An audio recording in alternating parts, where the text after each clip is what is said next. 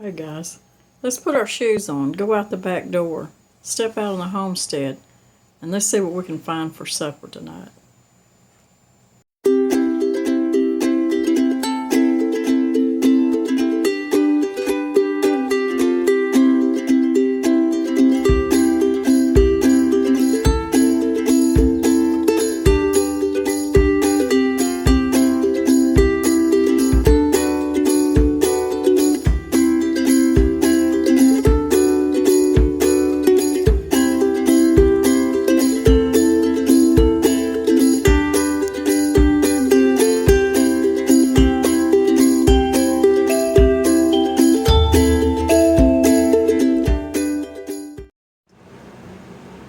Okay guys, I've got some things gathered up here from the homestead that I'm gonna use for supper tonight, and I'm gonna make a quiche.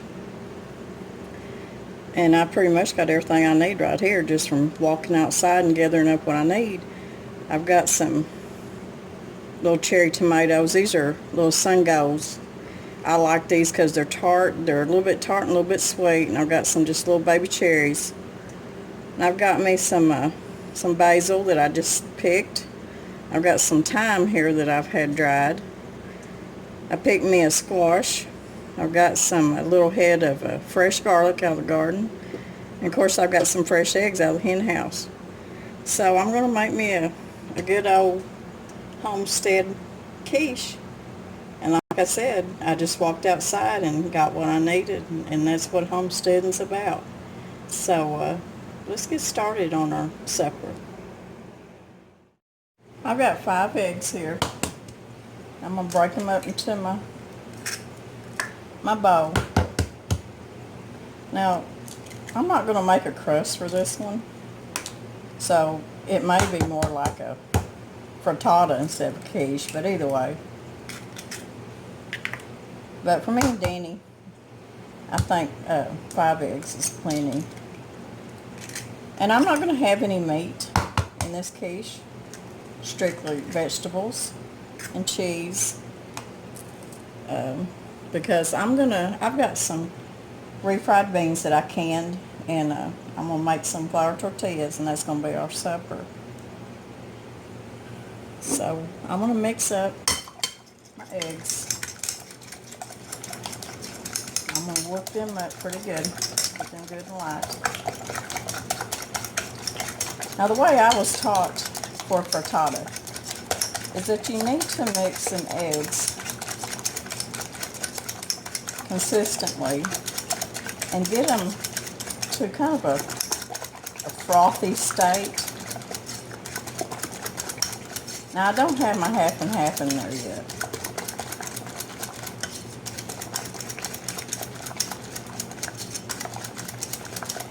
So I'm just going to keep whipping them a little bit. You know what I got over here? And I forgot my half and half. Let me get it real quick. I'm always forgetting something. It don't matter. Always. I try to get everything together, and I'll forget it every time. Get my squash over here. Okay, I'm going to put about 1/4 of a cup of cream in there. 5 eggs, 1/4 of a cup of cream. In fact, you can put a half a cup of cream. Make it just a little more silky and creamier. Okay. Now I've got all this goodness here on my chopping block here. And of course this onion did not come out of the garden. My onions are not big enough yet to pull. These are Valdelias that I think I got these at Walmart, and they're not too bad. They're nothing like what comes out of your garden, but it's just what I've got right now. Now I'm not going to cook these onions. A lot of times I'll saute them and stuff before I put them in my quiche or my frittata, but I'm not going to because I just want that freshness there. Okay, that was probably about 1/4 of an onion that I've diced up. And you don't have to put onion if you don't like onion. Onions are good for you. And I forgot my bell pepper at the beginning, and I remembered my bell peppers aren't real big yet either. But I went ahead and picked one because I wanted one for my quiche.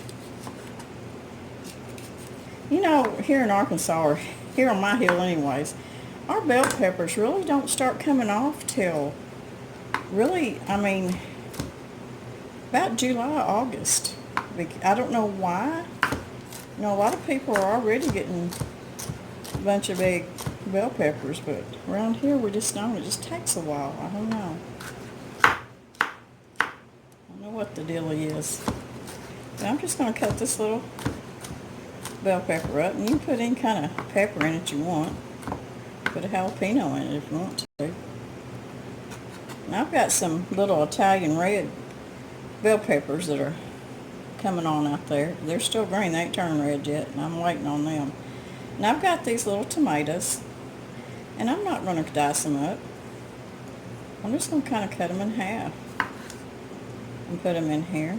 I don't know that I'll use all of them.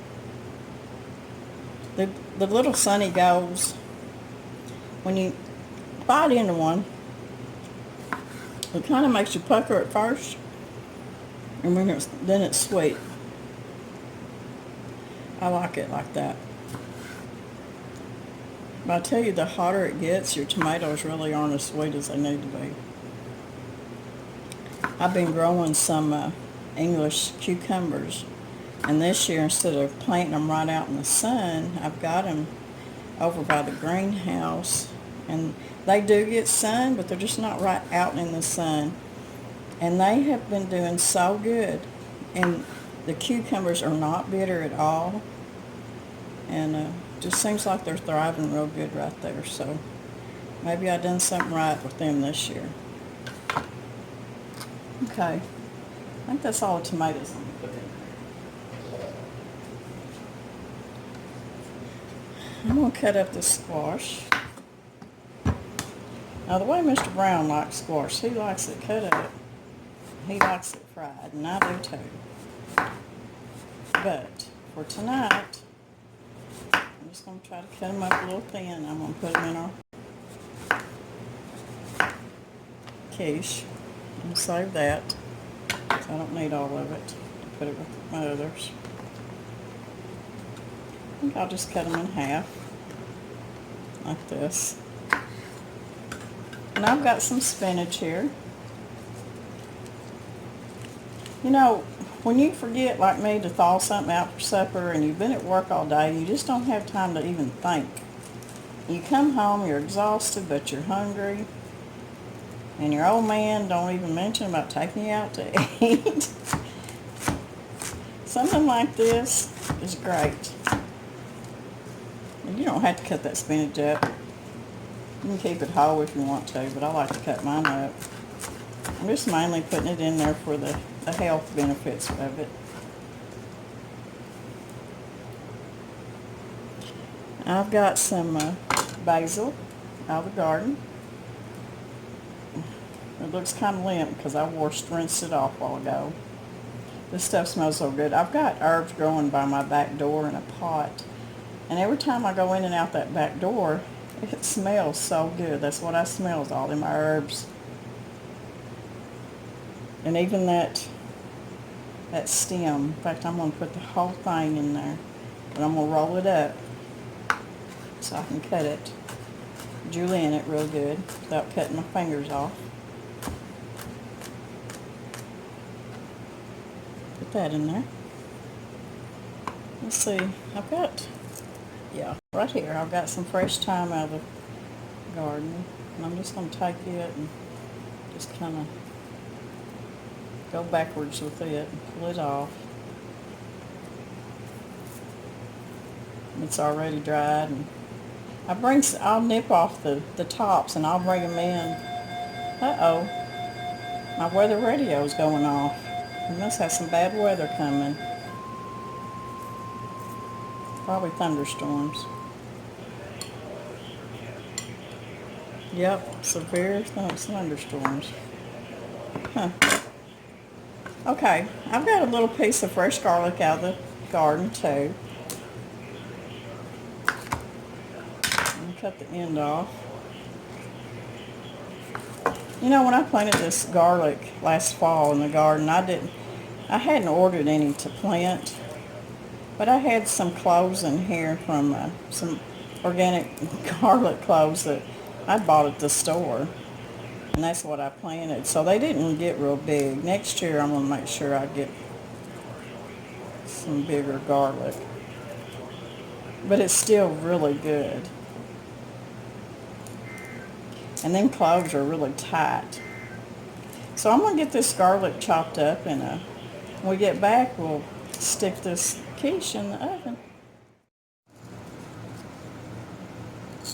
And I'm going to put a little bit of salt in here, not too much, just a little bit, probably about half a teaspoon. And a little bit of black pepper,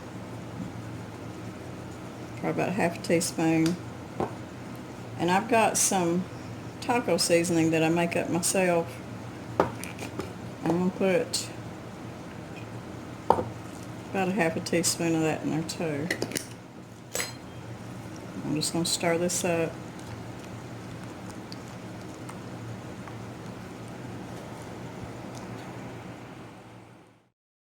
Okay, I'm going to put the quiche filling, I'm going to go ahead and put it in my pan, and I'm using a cast iron skillet. And my squash pieces, I'm just going to kind of lay in there like this on top.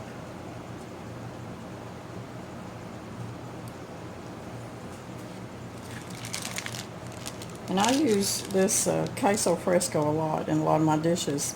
It's a Mexican cheese. It's a crumbling cheese. I'm going to crumble some of that up in there too. I really like this cheese. It melts good in anything that you put it in. And just put in as much as you think you like.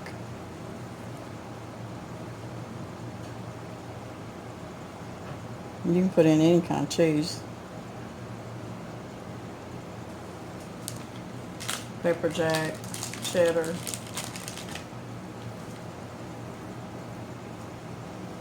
I'm just going to crumble it all over it.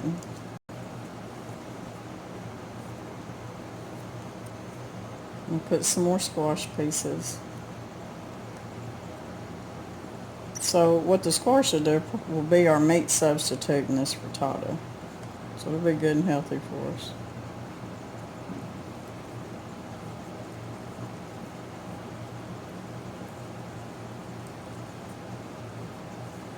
Okay, I'm going to put this in a 375 degree oven and cook it for about 20 minutes, and I'll check it, see if it's done. Okay, with that Mexican frittata or quiche, I want to make me some refried beans. I'm going to put about a tablespoon of Crisco or lard or whatever you got in the bottom of my pan. I'm going to let it heat up. And I've got a jar of beans that I canned up, or you can use canned beans from the store. Or if you have leftover pinto beans that maybe you cooked a big pot of beans or something. I'm going to let that shorten and melt.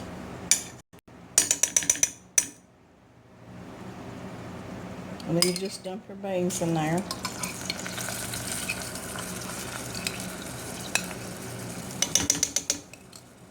I'm going to warm up some flour tortillas to eat these beans and the quiche. So you want to get them warmed up, and then once they get warmed up through and through, we'll start mashing them. I think I'm going to put a little bit of my taco seasoning in here, not very much, just a little bit. This has got garlic and cumin and chili powder in it. I'm not going to put any salt in it. I'm gonna let that warm up. Okay, you see the beans have come up to a good boil and they're starting to thicken up, so I'm gonna start mashing them and stirring them. It don't take long. And I don't like my refried beans real thick, so this is about the right consistency. Just make sure you don't scorch them. Just keep stirring and mashing them. You can leave some of the beans whole. That's the way I like them. Okay, that's the refried beans, about that easy.